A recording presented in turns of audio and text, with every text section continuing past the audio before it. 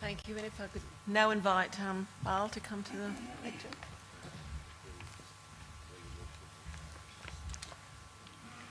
Thank you, Madam Chair. Chief Justice, distinguished judges and guests, friends, and organizers of this wonderful conference, thank you for conveying such a gathering at such a critical time. The speakers in the morning have laid us with a platform, and I think the Deputy Chief Justice has amplified that up a note to also lay the challenge. Thank you, the presenters here. Judge Virgil laid the doctrinal and philosophical foundations. I'd like to do some reflections on the other spectrum of a more practical challenges or practical insights. The Deputy Chief Justice charged us to be courageous. I think that's a key point I'd like to run through my presentation. And a key question I'd like to leave with you, if you forget everything that I've said by the end of my presentation, a key question perhaps you can reflect on. Are we, in our judicial and legal engagement, governance, are we emboldening the promise or perpetuating the disappointments for the environmental rule of law? I'd like you to ponder on this question as we go into this. In 2024, I met a young Solomon Island girl. Her name, Cynthia Honaihu. Cynthia Honaihu would be one of the leaders that laid the foundation for the student-led advisory opinion at the highest court, the International Court of Justice. The decision came out last year. A tectonic decision that uplifted climate and environmental justice across the world. The historicness of that endeavor cannot be overstated. It involved the highest participation of state actors, and the very fact that it was mounted by a school or students, law students, at a Pacific University. If you've gone to USP, you will see their classrooms. It's not compared to ANU where I'm from. It's not a challenge mounted by Harvard or Yale or Oxford, but by Pacific student at Pacific University. So I asked Cynthia, what drove your team to this challenge? Because I was in awe of their action. And she goes, Bal, desperation. Desperation for justice.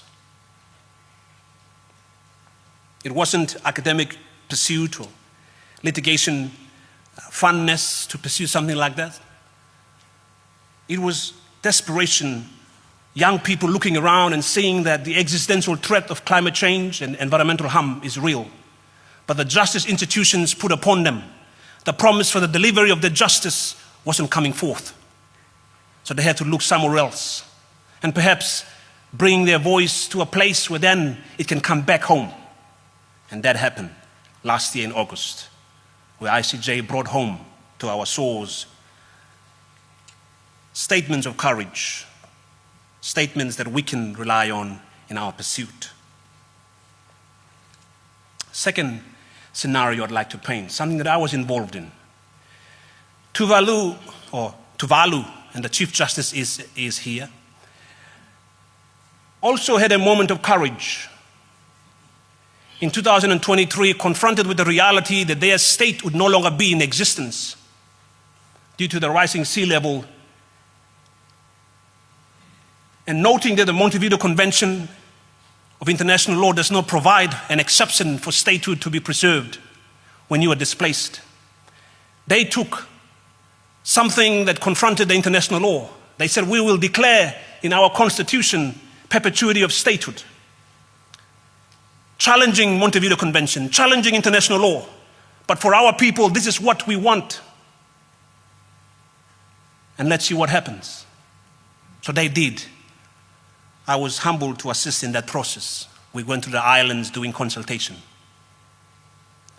2023, it was passed. The first country in the world to declare in their constitution perpetuity of statehood despite climate impacts. They can be displaced, but their will is to preserve that statehood. Because statehood, land is not just land, it's the metaphysical connection, it's the spiritual connection, the identity, and they want to preserve it, even if it's underwater.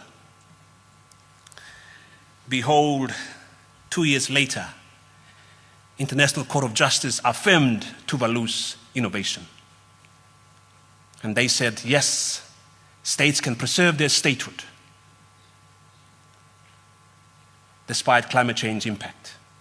Create directly an exception to the Montevideo Convention, an initiative of courage led by Tuvalu, challenging the status quo. The ICJ case by the students, an initiative of courage led by the students, faced with desperation, challenging the status quo. The constitutions of the Pacific have promises, Papua New Guinea included. Promises that the Constitution will provide for environmental protection, environmental awareness, so that governance development can be conducted with that awareness.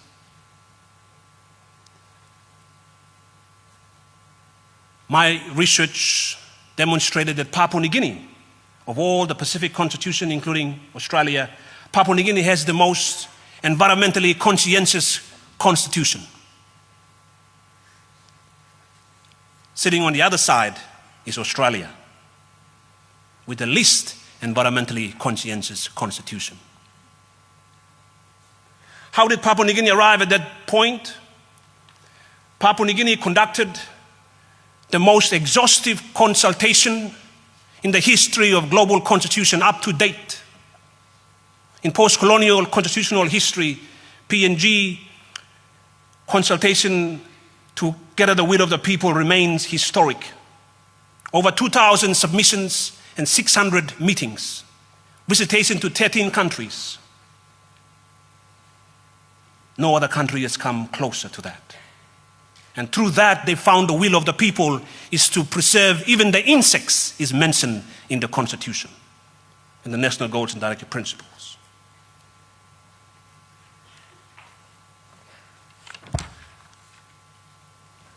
Judge John Goldring of New South Wales looked at the PNG constitutional undertaking and he declared in these words, it is unparalleled in comparative constitutional law history. Judge Kenny and other post-colonial judges from Australia sitting on the PNG bench in the 1970s looked at the PNG constitution and said it is the truest autonomous constitution, homegrown constitution, reflecting the will of the people. And so we arrived at the ultimate question, 50 years on. And how is Papua New Guinea fare in delivering on the promise?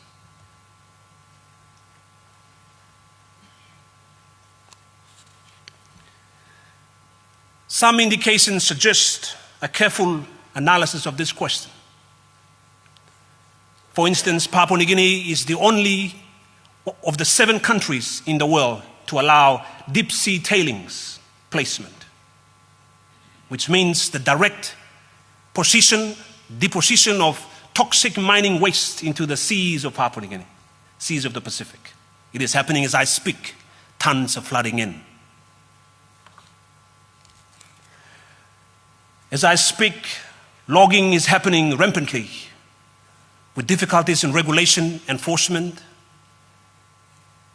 With little watch, illegal logging is going on its own ride. I do commend the Chief Justice and Justice Derek Wood and the team in setting up the REC Court, Resource, Environment and Climate Change Court, the first initiative in the Pacific. I think this is a good signal. It shows we are responding. The promise, we want to deliver on the promise. I also commend judges and some of the writings of the Deputy Chief Justice in seeing the exposition of the right of life extending to the right to a healthy environment. I know there's a need for support in that channel. I'd like to take you now to two judgments, and I will pick up some practical reflections with how we can deliver on the promise or extenuate the disappointments. First judgment, 2 weeks ago in Solomon Islands, the High Court of Solomon Islands awarded the country's highest compensation award to a community for illegal logging against a foreign developer. 62 million Solomon Islands dollars. But unfortunately, the developer has left the soil, winded up before the judgment came out. In 2011, 15 years ago, in this country, late Justice Devani delivered a judgment in Ambayak, Kiunga Ambayak case. 225 million plus logging compensation against illegal logging, destruction of forestation. 15 years later, not a cent has dropped from that. The problem, same thing. The developer has left the soil, leaving struggling villages with little resources, unable to pursue extra-jurisdictional or international legal enforcement of the judgment. What does that mean for environmental rule of law? It is one thing to deliver the judgment, judges, but it is the other thing to see it through. And if that's not happening, the job isn't complete. May I respectfully lay that challenge. Some practical reflections. Adding on to this, working with NGOs and parties across the Pacific, they face a challenge, the requirement for undertaking as to damage when it comes to injunctive relief. When there is serious environmental crisis, logs and trees and cemeteries and cultural sites are being destroyed and people want immediate relief, they come to the Chamber of Justice wanting justice. The court turns around and said, one of the requirements for you to be here is undertaking is to provide damages in the event that you failed. So the villager back off because they don't have the money. They fear maybe the land will be taken over, giving that undertaking in injunctive relief.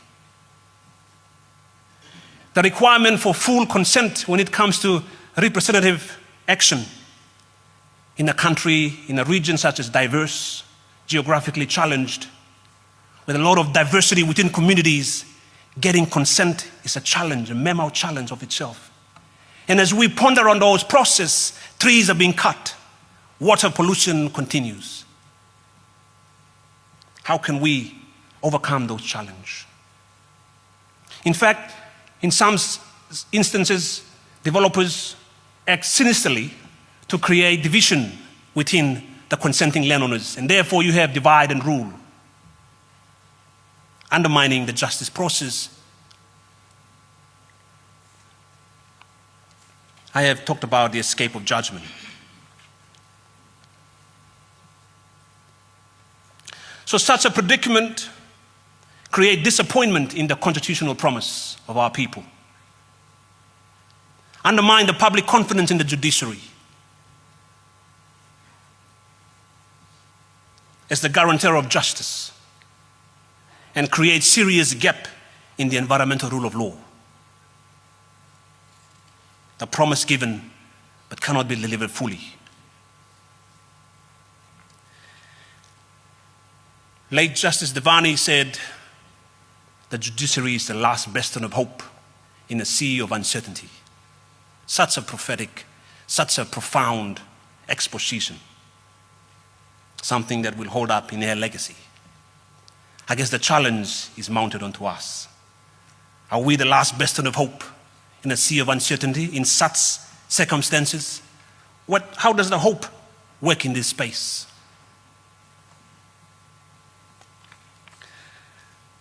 What should be done? I know you will have your own recommendations and what needs to be done from your own experience. My humble suggestion from the examples I have used, there are three. First, perhaps reassess our judicial procedures. Maintaining the principles for justice, but the procedures, are they becoming barrier to realizing the promise? How do we work better with it? To reflect Papua New Guinea's circumstances, Pacific circumstances. Because that notion, very principle, was what drove the CPC in their homegrown pursuit of a constitution, to reflect the PNG society and its needs. Second, to rethink precedent in the light of an environmentally conscientious constitution. There may be some precedent that was already been done some years ago. But in the light of the ICJ, in the light of this movement for environmental consciousness in lawyering and judging, is it now time to rethink some of those precedents? And third, more practical one, pursue reform for cross-jurisdictional enforcement. Because justice, the road of justice is not finished if enforcement cannot be seen at the end of it. As for judges, this calls, in fact, the ICJ decision when it came out, some scholars refer to the ICJ judges as activists. It's expected from a Western legal conception. But for Pacific, for Global South judges, and for PNG judges, you have a much larger mandate than that narrower view that try to dim the leadership role given to you. PNG Constitution mandate your leadership. Thank you. And so the Constitution calls for judicial leadership. And this goes to the heart of that, judicial leadership.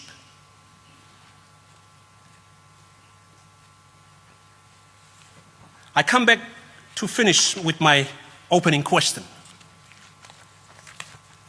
Are we, in our judicial and legal governance engagement, emboldening the promise or perpetuating the disappointments?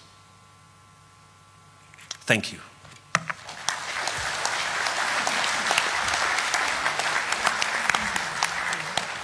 We will now invite